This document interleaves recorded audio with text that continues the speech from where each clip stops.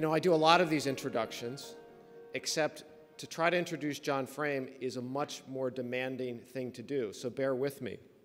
I'm going to talk a little bit about his background, but I think as I tried to move around the community, talk to our board, talk to our docents, talk to our members, staff, well, who is John Frame? I was lost for words, because John is so multidisciplinary. He's a sculptor. He is an animator. He is a musician. He's a photographer. He's a conceptual artist. He's a formal artist. He's a self-taught artist. All of these things come together for John's work. He's a contemporary artist. He's a modernist artist. And we could also say he's a little bit of a throwback. So all of those things come together in John's work, and we felt what better way to introduce John than actually have John describe his background, because that's how you really get behind those remarkable images and feelings and emotions you experience in this exhibition. That being said, there are some great attributes that have been handed John's way. He's been creating work since the early 1980s and has exhibited extensively in Europe, Japan, and Taiwan. A survey of the artist's work was featured at LACMA in 1992, and in 2005, the Long Beach Museum of Art held a retrospective. This exhibition that you're seeing here, the Fragments of a Lost Tale, was the first exhibition by a living sculptor presented by the Huntington in 2011. John has received numerous awards, the NEA among many. The Getty Museum has also provided John with recognition, and he has been he's found in more than 300 public and private collections. He has been an artist in resident, a visiting artist, or a guest lecturer at more than 70 museums, universities, or art-related institutions throughout the United States. After John's talk, we invite you. He's going to be signing some of his books, and also the galleries will be open specifically for you, our members, right after this. Although we open up to the public a little bit later, we'll make sure they're open for you, and thank you for attending this morning. Before I have John come up, I'd also like to thank Steve and Linda McGeady, who are here this morning. Steve and Linda immediately understood the importance of this show and have continued to provide this institution with what I call the essential oxygen or resources to make these things happen. So Steve and Linda, thank you very, very much. I think Linda's here. I can't see. Okay, no, just Steve's here. We send her our regards. So without further ado, it gives me great pleasure to introduce John Frame.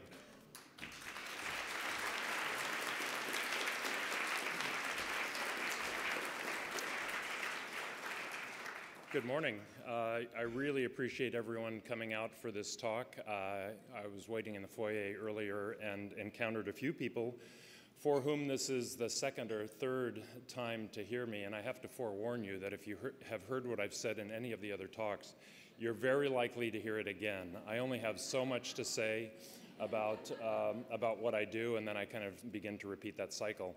It's interesting hearing Brian kind of go through my resume. I would think, hearing that resume, that people would have heard of me, but in fact, probably most of you have never heard of me, and outside of Southern California, that remains pretty much the case. There are reasons for that. There are reasons that are associated directly with the kinds of decisions that I've made long-term about how to run my life as an artist. I'm not interested in being a career type of artist. I'm only interested in producing works of art that have the capability of touching other human beings. I'm not interested in much beyond that. And so I have my moments when I get in front of people, such as the show at the LA County or at the Huntington or this exhibition, and then it's almost as likely that I will simply retreat into the kind of oblivion that I typically live in, and I'm quite comfortable with that. Long term, I would very much like to have this particular project, the thing that's upstairs, become a part of a permanent collection somewhere. I really want this to live in the public, in a public space. At this point, I would probably be hard-pressed to find a museum that would even take it, as strange as that might sound. Again, a lot that happens in the art world has to do with reputation and career decisions and much more complex things than the things that I think about as a person working in the studio. Kind of got off track with that a little bit. I wasn't anticipating talking about career things. Another kind of prefacing comment, and this is something I've given in all the talks, is that I believe absolutely that we have the arts, and I mean all of the arts, poetry and painting and dance and music, we have them to be able to talk about things for which language, the common language that we use day to day, is not prepared to go to or deal with. I think that what we can talk about, and I'm talking even in our most intimate discussions with our closest friends, our family members, we can talk about things that are up here, again, even at our deepest moments. But I believe absolutely that there are these other things that we feel that we can't necessarily put words on. In fact, by definition, we can't give them language. The arts do that for us, and I think that that has been the traditional role of the arts. It has been to deal with these other realms of experience. I think they're quite real. I'm not talking about mystery. I'm talking about something that I experience as an individual very deeply when I see works that move me. And again, that's what I'm trying to do for you, is to deal, I'm trying to pull those areas of emotion into the work in such a way that they're accessible to you as other living beings. Again, I'd like to remind you that what I have to say, the person I am standing up here, is not really what I have to say. I'd really like you to more or less ignore me. I'll do my best to get some things across, but really what I have to say is up there in the gallery, and that's, if you get it there, you get it. And no amount of talking is going to be able to really, I think, enable you to get that if you're not open to it. And I suspect that many people, just by the fact that you're here, have really received what the work has to offer. So, okay, in order to understand how the work has arrived at this particular moment, I have to go back into my childhood a little bit, and I know it's not something I particularly am interested in doing, but I think it's germane. I think I really do have to go back pretty far to get the entire picture painted for how the work has arrived at this moment. I come from a very lower class, kind of a working class household in Southern California. My father was a steel worker for the railroads. He was a guy with a third-grade education. My mother was a cook for the local schools, and my household was a place where there was absolutely no awareness of the arts at all. I simply didn't know that they existed. I was aware of the fact that I had a kind of hole in me, that there was something that I felt had to be in the world. Life could not be simply what I was living. And even at a very young age, I had that sense that there had to be more. And I remember as a young person looking at a TV guide, I think I was in middle school or something, and looking at the lineup for the next season, and I'd been so looking forward to looking at this TV guide. And again, as a very young person, I looked at it and I thought, this can't be life. I mean, this can't be what I'm here to do. It just doesn't, it's got to be more. But I was unable to find that other thing, and I felt like a person who was completely adrift in the world. I could not connect with other human beings, really including my family. And it wasn't until I went to university and had my first experience with a work of art, and that happened to be a film by Ingmar Bergman, that I somehow felt connected. It was literally the first moment in my life where I felt a very deep connection with another human being. Of course, I didn't know anything about who he was or why I was affected in such a way, but whatever that was what I had been waiting for.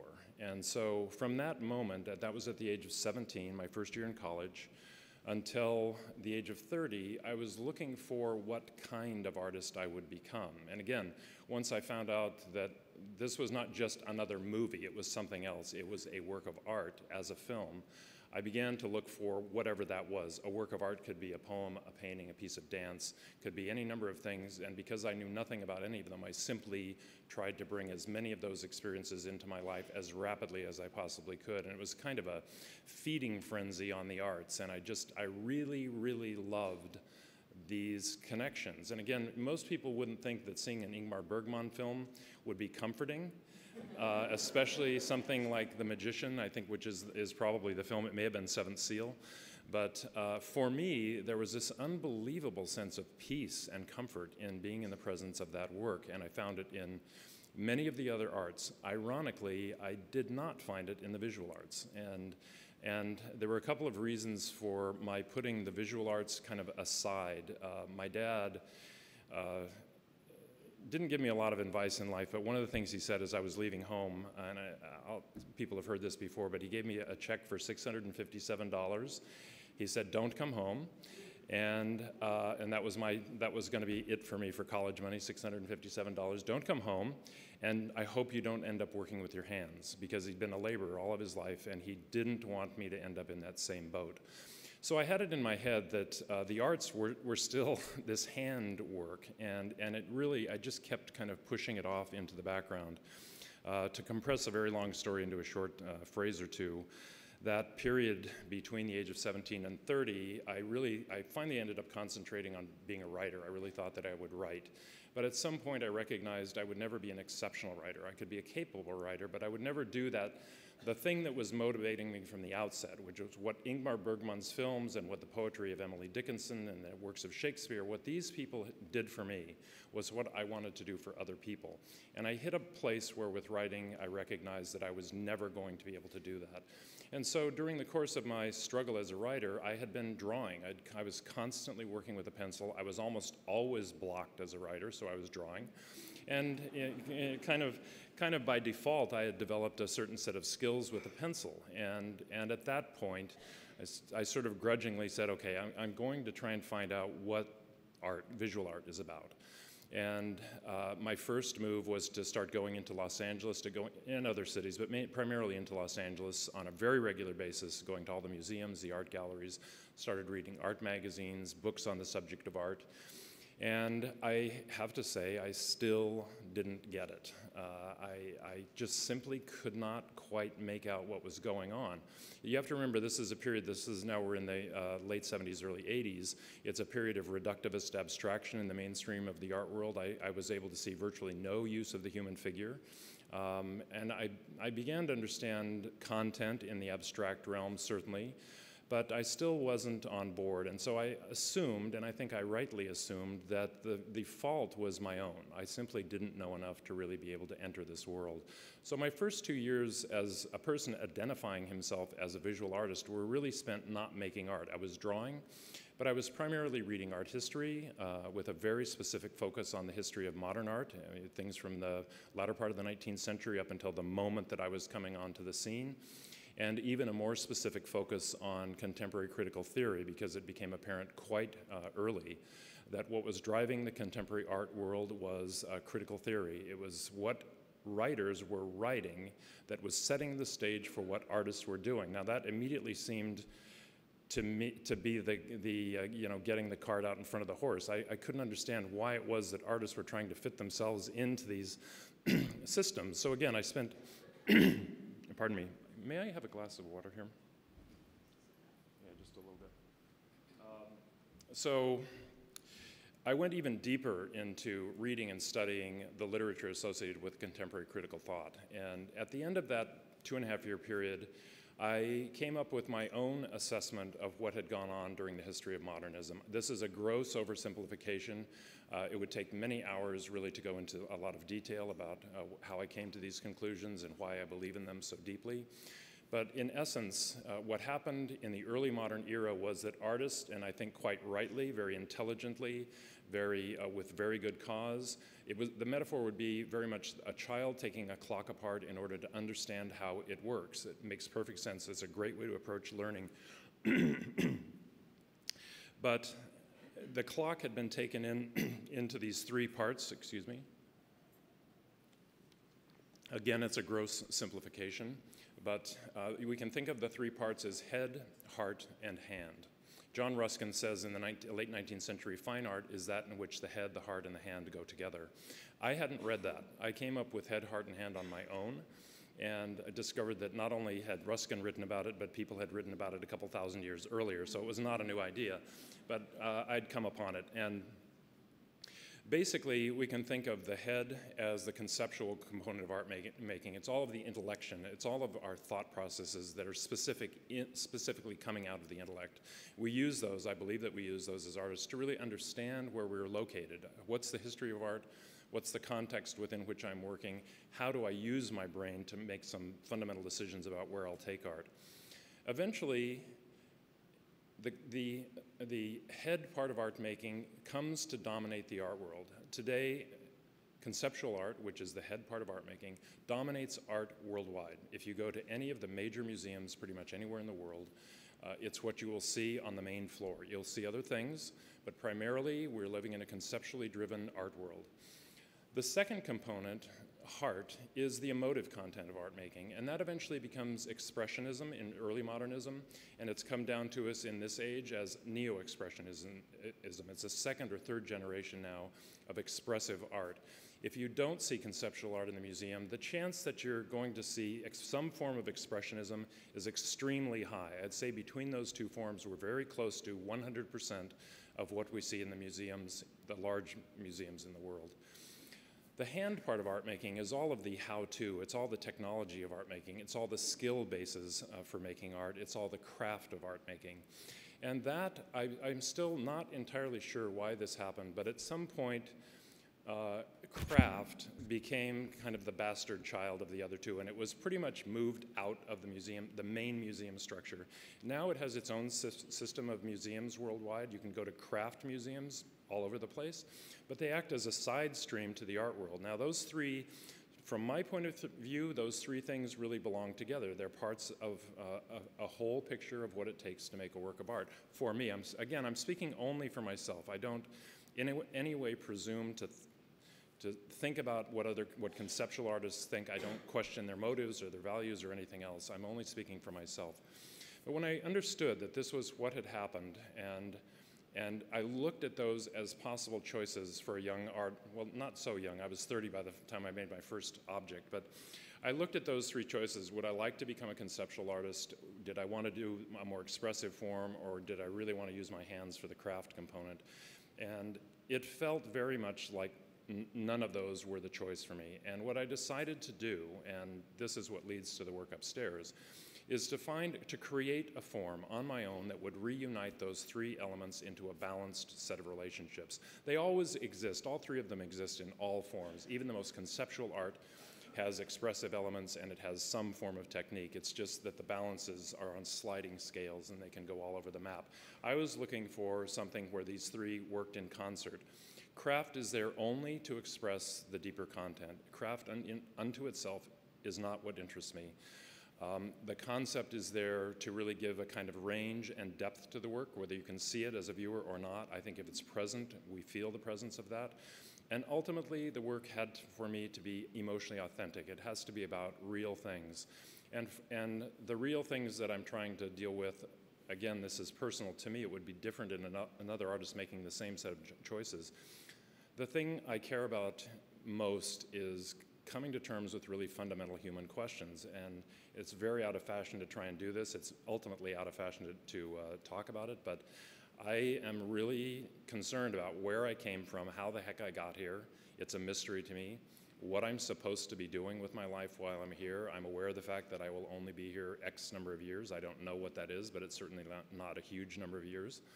And what, if anything, will happen when I'm not here? And those questions occupy a lot of my time and energy and how I spend my free time reading and traveling and engaging other human beings in the world. So that really ultimately shapes the content of the work, and I think that's what you're reading in the work is the presence of those questions at a very at a much deeper kind of a level, non-verbal level. This may sound like a very intellectual construct, and it is. I was using my brain to sort all of this stuff out in around 1980 so that I could begin a pathway toward achieving this something. And yet, when I enter into the studio, when I close the door behind me and I go in there, I am not a thinking artist. I suspend my thought as much as I possibly can. I become a highly intuitive artist. I believe that intuition is a supra or an extra intellectual process. I'm more intelligent as a feeling, kind of intuitive being than I am as a thinking being. So in the studio, I simply try and respond to what's in front of me. I pick this thing up and I see what it has to say to me. I try and respond to that and allow it to lead me into where it wants to go. So that's kind of a basic approach to how I made these decisions. And then I launched on the pursuit of those decisions. Again, we're around 1980, 81, 82. My career begins. I've identified myself by that time as a sculptor. It's my medium. It was a great revelation when I carved these 3 little pieces with a kitchen knife. I knew that that was it. It wasn't filmmaking, it wasn't painting, it wasn't poetry, it was sculpture. The minute I got the bit between my teeth at that time, I just ran with it for about 20 years. I had a very nice career in Southern California. I've never, as I said earlier, I'm not really interested in either fame or fortune, and I've been very assiduous in avoiding both so far. And but I had a really substantial career. I have no complaints. It was, I found community support for the work early on. I was told by my peers and I was in graduate school at the time of making these choices. I was told by the people around me that I was making poor choices, that no one would care, that there would be no audience, the writers would not write about me, and that was all absolutely fine by me because I had this absolute belief that what I was doing was the right thing. And so, to my surprise, and I think pretty much to everyone's surprise, when the work entered the gallery system, there was an audience. There was an audience immediately, and they came and they were happy to find the work. Pretty much no one wrote about it, but the audience was there. And that remains very much the case. If I can get the work through the screens that are set up for artists to get their work to the audience, if I can pass through those screens and get the work in front of you, I know that I can do what I want to do with the work, do it for at least a portion of the audience, and recognizing I can never get all of the people all of the time, but I can get across what I have to get across. So that went along really quite nicely for approximately 20 years. Around the year 2000, maybe late 98, 99, something began to happen to me that I had feared, I suppose, and anticipated to a certain extent, but never encountered, and that was a huge block. And I was the type of artist who, I carried a bucket around with me of seeds of ideas for works of art, and my bucket was always full. I was an artist who I never lacked for the next piece. It was always, which of these seeds would I like to plant? I never quite knew what the seed would become. I mean, sometimes I'd plant a seed and I thought it was going to be a stalk of broccoli, and it turned out to be a water buffalo. But the seeds were always there. And I started late 90s, I was looking into that bucket, and the seeds were not as fresh, they weren't as interesting, there were fewer of them. And by the time we passed through the year 2000, I'm running out of gas. And I was very chagrined and embarrassed by that. I lived with a very tight circle of artists in downtown Los Angeles, a very, I think, capable and accomplished group of artists. And I met with them once a week in my studio. We would draw from the nude for 3.5 hours every Thursday night, and we would talk about art and life. It was a dream for me as an artist. I always wanted that kind of cafe life from Paris in the latter part of the 19th century, or New York in the 40s, and we kind of created our own little miniature version of that in Los Angeles.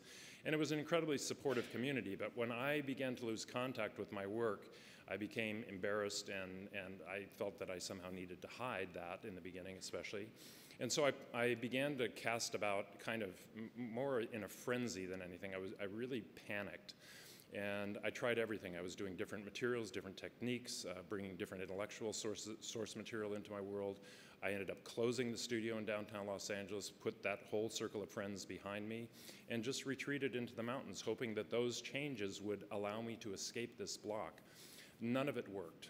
I went through 5 years of just absolute torture in the studio and a sense of loss. It was really a very difficult time for me.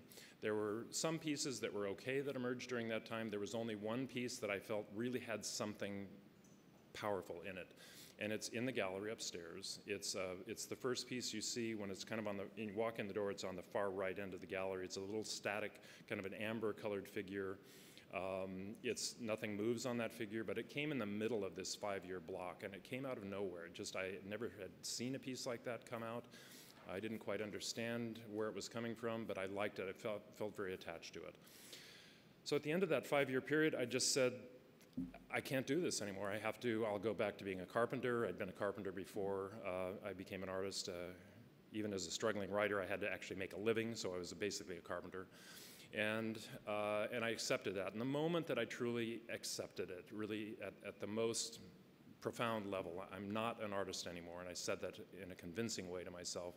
Within 2 or 3 days, I went to bed at 1 o'clock in the morning, and I was awakened at 2 o'clock in the morning by something. Something happened. And I awakened in what's known as the hypnopompic state. I didn't know this at the time, of course, but this push kind of landed me in a state of suspension between the dream world, the subconscious world, and the waking world. But I could see the dream world very clearly. And in that world was what you're seeing upstairs. There were all these figures in there. They moved in space, which immediately triggered my awareness of, okay, what I'm seeing is actually some form of filmmaking or animation. There were many, many characters in that moment. I could see landscape that I'd never seen before. It was unfamiliar to me. There was architecture that I'd never seen. There were art forms that were new to me. The characters, as they emerged, were incredibly complex and complete. There was an overarching story that was present. It was a narrative. I was coming in the middle of the narrative, but I could see the past in this world. I knew exactly what had happened, pretty much. I could see the present. I knew who these characters were, how they related to one another. And by extension, I could also see the future of this story. And so it was just an amazing picture of all of these things. And between about 2 o'clock in the morning and 5:30 or 6 in the morning, I simply lay there very still watching this world unfold, and I tried to memorize exactly what I was seeing in every possible detail. And again, I've been doing this for 30 years, I knew that if this kind of a thing came, you don't get up and go to the bathroom, you don't get a cup of coffee, you don't say, wait a minute, I'll be right back, none of that. I was literally frozen in the position I had awakened in and watching. So between about 2 o'clock and 5:30, I memorized everything I saw, and when my wife Laura awakened, I asked her if she would bring me paper and pencils, and I started to write this down. And as I wrote, it began to flower even further. So I would see a figure, and I would describe what it looked like. It had a certain kind of clothing on, it had certain physical attributes. But as I looked at it, I suddenly got the history of the figure. I knew where it came from, what it had done in an earlier part of its life, and I knew what it was about to do. Again, I could see this it was weird. It was a weird kind of overseer type of view of this world. And so my hope was that I would capture 4 or 5 pages of information. I wouldn't lose the presence of this suspension. And as I wrote, I kept writing, and it was very much like taking dictation. I wrote from 5:30 in the morning until late that afternoon. And by the end of the day, I had 70 or 80 pages, and it was everything. It was set design, it was dialogue, it was the action, it was the narrative. Again, there's an overarching story. I captured as much of that story in outline form as I could. Some segments came with a lot more detail, a lot more texture. I put all of that down. I went as far as even storyboarding. I could see what the camera angles needed to be to start this project. And so at the end of that day, it was the metaphor, probably the best metaphor is that it was very much like a seismic event. It was an earthquake. And in the first event, all of this stuff came into play. And I could look at a kind of puzzle on the floor, and I could see all of the basic outlines of this world. A few days later, I had a second one. It was smaller and revealed much less, but it filled in a bunch of the puzzle parts. And then a few days after that, again, the seismic metaphor is quite accurate. A big event, another fairly large event a few days later, smaller, maybe 10 days later, and they finally dissipated and disappeared. But that information provided a huge breakthrough. I went to work a couple of days later on this. I suddenly found myself in a position where I didn't know anything about the technology I was going to have to take on. I'd never used a camera in my life for shooting my own work. I knew I had to get a good camera and learn how to use it well. All the photographs in the catalog are my photographs with the help of a friend of ours, Carrie Haskell, who's back in the corner there shooting some stuff today. I knew that I would have to use very sophisticated computer software and technology. Again, I was a person who could do basic word processing and a little bit of web surfing, but that was it. And now I have 12 terabytes, 5 computers working on the film. All of this stuff suddenly went, the learning curves were just astronomical. But somehow, as a part of what came with the entire view that I was given, was somehow the awareness that I would be able to do this. And I don't know where that came from, but I just felt somehow I know I will be able to do this. I may not do it perfectly, I may stumble along the way, but I'll be able to do it. So from the moment of that revelation until, until the show at the Huntington, I simply worked very consistently on revealing that world and planning on how to eventually share it with others. I realized right out of the chute that it would take a lot of resources, financial resources, to be able to do this. I developed a strategy for achieving that, which was to create each of the figures as I went along and to go to my very best collectors and say, I would like to sell you this for a fairly good amount of money, but you don't get to have it. And I took it to my first guy, who was really my biggest patron at the time, and he said, let me understand this. I'm paying you for it, but I don't get to have it. Yeah, that's right. Okay, I'll do that. And so I sat down with him, a great guy, a guy named George Boone, who was very big philanthropist in Southern California, also a really close personal friend. I took a very crude piece of early animation and the first two figures to him, including the amber one that did not move. The first moving figure and the first piece that I now recognized was actually the harbinger for the entire project. I took them to him and I said, this is the idea. At the end of about a 2-hour conversation, he said, I'd really like to fund the entire project. And so basically the gift that was given to me was 5 years of free time in the studio. Now that, if there are artists in the room, you know that that is just beyond belief. And it was a tremendous opportunity, and I felt obligated to do the absolute best that I could to honor that gift. And that's basically what I've been doing up until this point. I have no idea how long I've spoken. Can somebody tell me what time it is? Quarter to 11. Okay, that's close to being right on time. I think that the layout for today was to do about a 45-minute talk and then a Q&A. So if there are questions in the audience, I'd love to start to answer them. I'm confused what you use for eyewear. Is really fine work. Okay. Yeah, my eyes are not the best, and so I use very heavy magnification. I use a visor type magnifier for most of the work. There's one figure in the exhibition up there. It's about 2 inches tall, 2.5 inches tall. It's fully articulated. All of those components work. It was fun and interesting to make that. Fun is not the right word. I really don't. I really don't enjoy being an artist in the sense of the work involved. I'm a pretty lazy person by definition. I love getting the result. To me, the hard work is a part of what I have to do to get the result. Given my my choice, I would rather sit around, I'd rather read a book, I'd rather hang around with my family, with our kids, I'd rather travel. There are a bunch of other things I'd really prefer to do. Ultimately, I feel that this is my calling in the world, but pretty much every day is an act of will for me to get into the studio. I resist going in there. Once I'm there and it takes over, then it's fine, but it's an act of will to get out the door every day. Again, I wouldn't trade this for anything.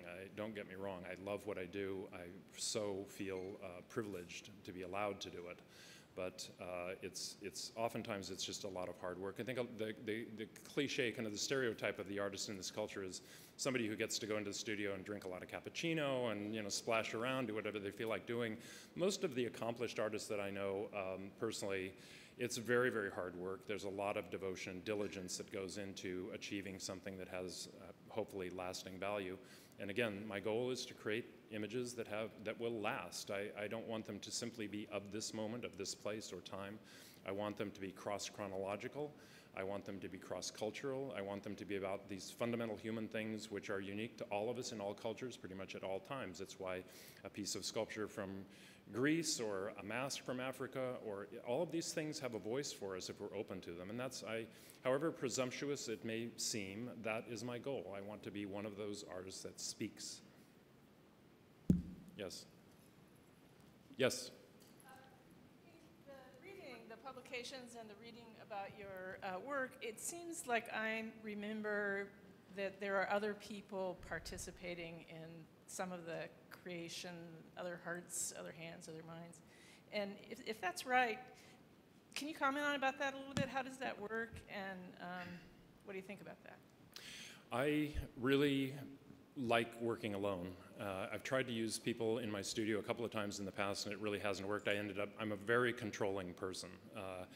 I can't, when it comes to the work, I really can't let anything be out of my control. And it drives me crazy when I show the work if everything isn't absolutely the way I want it, which of course, by definition, you can never quite get that when you take the work out into the world, but I try and get as close as I can.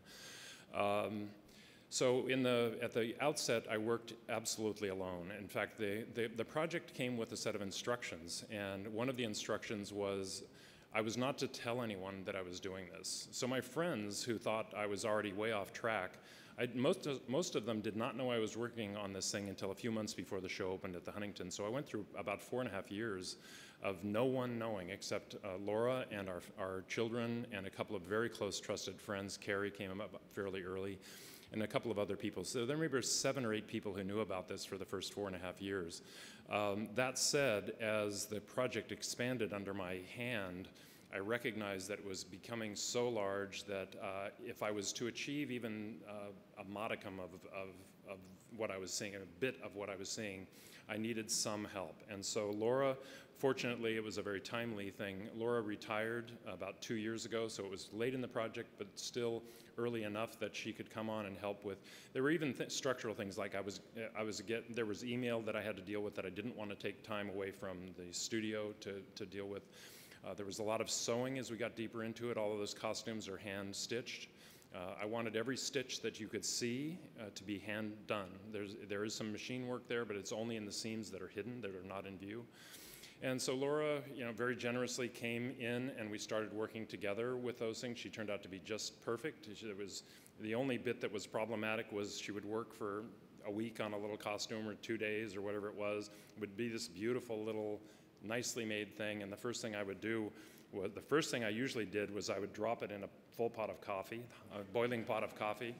I would take it outside, immediately throw it into the dirt and step on it, and really step on it, that kind of thing, really distressing it. A lot of the surfaces in what you'll see upstairs are very aged. It's because many of the found objects are coming from the mid to late 19th century. Those came with a certain kind of patination. They had the history of 100 years of use on them, and they had a certain kind of palette associated. So when I created a piece of fabric or a hand or a stage or one of the background pieces, I had to distress those back approximately 100 years. And my method has always been one of I can't care about this. I have to do it for real. So I would take this beautiful little coat, stomp on it, bring it in the house, throw it in the oven, crank it up to 500 degrees for 10 minutes, take it back out, put it in the pond, put it in the refrigerator, I just kept, I took all of these objects through what would have happened to them in the course of 100 years passing. And then suddenly I would look at it and I'd say, oh, it's perfect. I would show it to her and she would say, oh, God, yeah. Yeah, I guess it's perfect. She was the first person to come on board. And then again, I'm a very controlling person. I knew I was able to do the basic software applications for Dragon, which is the capturing component for stop motion animation, and I was able to get it into Final Cut Pro, which is the Apple platform for filmmaking. It's used for a lot of feature films that I'm sure you've seen. And eventually I was able to get into Logic Pro, which is what I use to make the music. And yet it was getting so much bigger that I really needed somebody on board with film-related stuff, especially Final Cut Pro. As fate would have it, our son-in-law came on board about that time. He was dating our daughter. They ended up getting married. He became interested in film. I'm compressing a lot here. Became a certified Final Cut editor. Not because I pushed him, but because that was his calling in life. He's a talented editor. And so once he came on board, I started dipping my toe in. We did a tiny piece of animation together. It worked out, and I could trust him. He wasn't blabbing in the studio. He was very quiet. He would say, the camera's a little off, or it's, maybe the light needs to change, or you bumped the stage, which meant that the animation was off. And so we began to work animating, and then he was beginning to cut those strips into the film. And then we needed additional help, so we brought one of our daughters in who was at that time, she's a classically trained harpist, but she was unemployed, as most classically trained harpists turn out to be. And So she came on board, did a lot of the sewing. You can't really see it upstairs, but on in the piece in the main room with the stage, there's a smaller stage and it has a curtain that's just partway down. That's a fully embroidered curtain that has my drawings on it that are related to the project. But Laura and Lily and I did all of the embroidery on that. So, you know, it really is a family kind of a cottage industry, and I intend to keep it very much in that zone. I don't have commercial aspirations for what we're doing. I think of it as a work of art, and in the end, probably closer to a kind of visual poetry than anything else.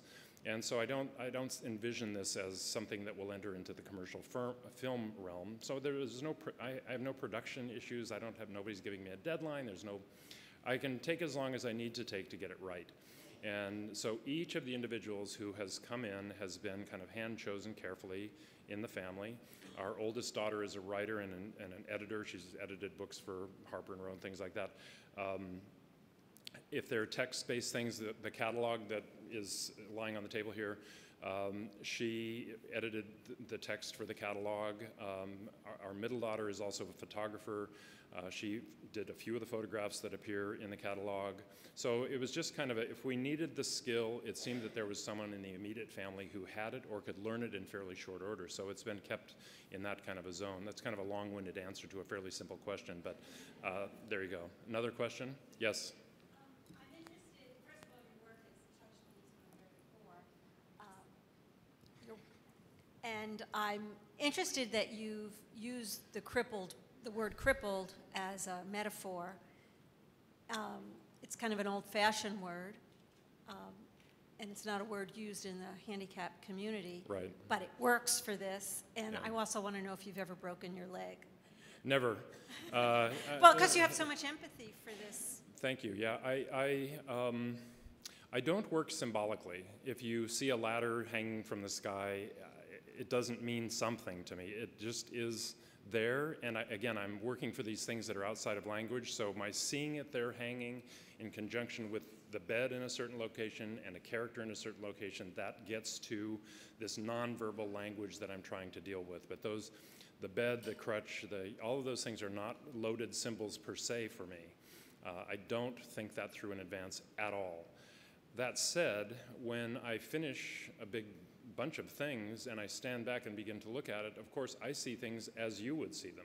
And I trust your view of it as much as I trust my own. It's not that I know what's going on and you don't, or I feel like I'm not sure what's going on. I'll have my own opinions about that, but they're only the opinion of not the person in the studio. They're the opinion of this guy up here doing this right now, which is these are two very different things. And so, yes, when I see the presence of the crutches and a lot of the characters are damaged, they're missing limbs or they're distorted in some way, the tale of the crippled boy, that was the title that came. It just was there. It was there that first night, the tale of the crippled boy. When I put two and two together and saw that first figure that had come 2 years older, it was clearly a figure that had distortion.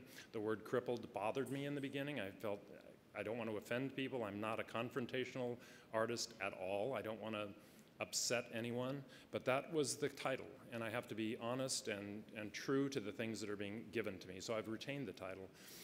And in retrospect, yes, it's a metaphor for us. We're all damaged. We're all wounded.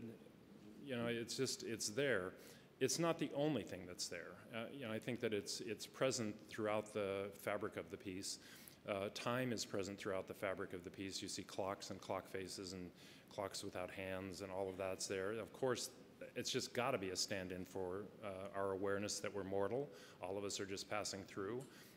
It's a reminder to live well, to use your time wisely, I think. I mean, that's the way I read it. I see those things, and I'm not sure why I've put them in there in the studio, but as I see them as a viewer, I think, yes, it's important for me not to take any of this for granted and to use my time wisely. I hope that answered the question. Yes? I'd like to know if you still draw from this 70 to 80 page Bible that you initially experienced, or if you've had subsequent hypnagogic dream states to build upon this. Yeah, it's a really good question. In the beginning, again, it came with a very complete narrative, and when I started to create the figures, it was specifically for the purpose of telling that story. I thought, okay, now I'm not any longer going to be an artist who's dealing with this kind of subliminal content. I'm going to be telling a story that brings the content up to the surface in many ways.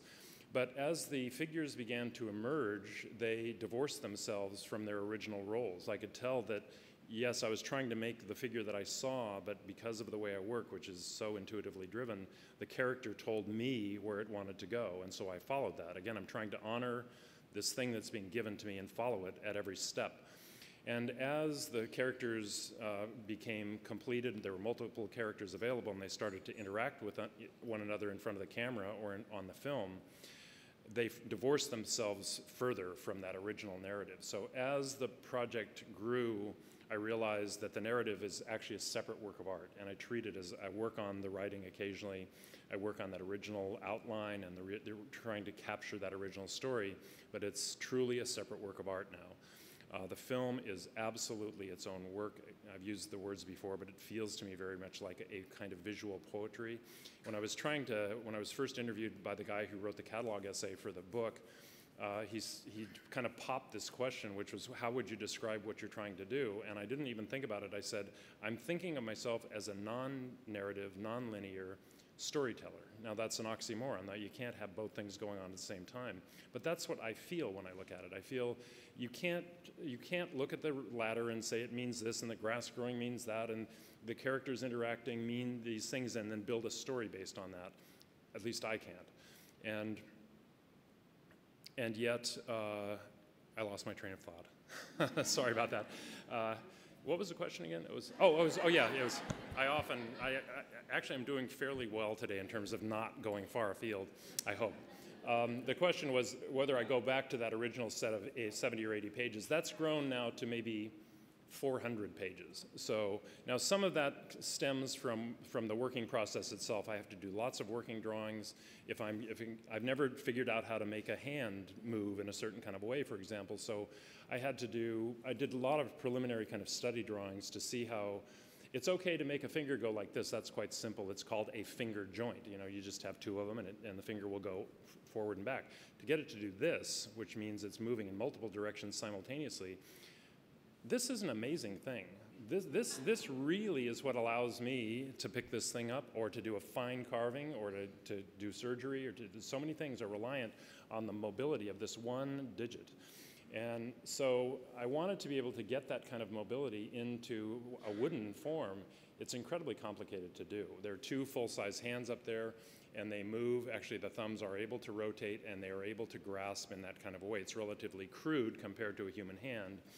But, and I'm still not answering the question, to answer the question, as things come to me or as I need to do problem solving, yes, I refer back to that pile of stuff. Sometimes I do get the feeling that I'm overlooking something, so I'll go back through a lot of it and just kind of say, where am I missing something here? Is there something that's still really fresh and vital? And sometimes I find something and sometimes I don't. If I don't find anything, then I just return to the studio and allow the work to tell me.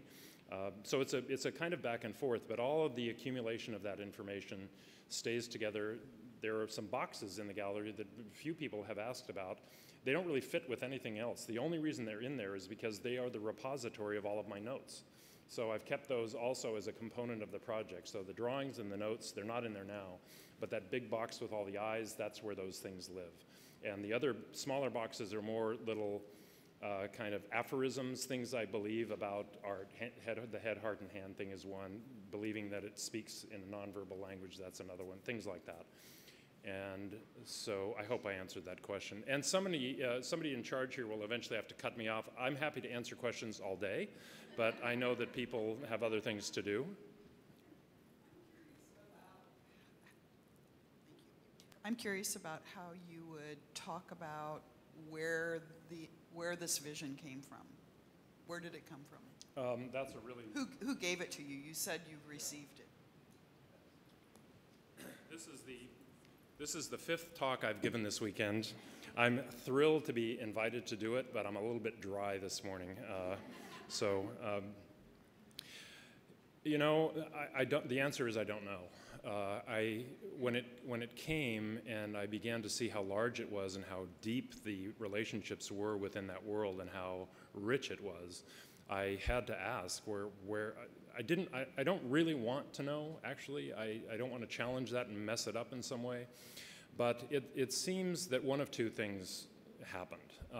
during that 5-year period of being absolutely stuck in the studio and tortured, my subconscious mind, I think, could have been just working overtime. I could have just taken the 5 years off and come back and had it there, maybe, if that's what was happening. The other possibility is what we used to refer to as the presence of the muse, of inspiration. Again, not fashionable words for artists to use these days, but I don't know whether it came from my subconscious or from something I simply cannot have a handle on. I don't know. And you know, I believe in the mystery of art. I don't think most artists, if they're honest, really quite fully understand where it's coming from.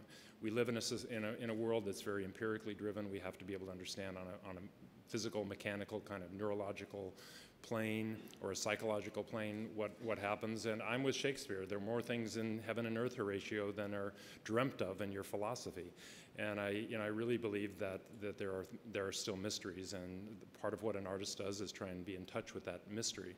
The ultimate mystery being, what the heck? How did we get here? Why is there anything here? It's just amazing. Something came out of nothing, and here we are. That's a whole different discussion. I don't want to disintegrate the talk into dime store theology. Yes. John, one of the things I'm curious about is that you talked very compellingly about how complete this revelatory vision was. But the subtitle or subtitle of the piece is Fragments of a Lost Tale. Yeah. Is there a tale that's been lost? And if so, how is it different from the one that came to you and is documented on this one? That's a really good and complicated question. I'll try and answer it completely. You know, there was the overarching title, The Tale of the Crippled Boy, was there from the beginning. I knew that what I was working on was fragmentary, and the word fragments was in my head early. I could see that the 3 fragments were originally the written component. It would have been more accurate to say 3 groups of fragments of a lost tale, which kind of gets a little bit wordy.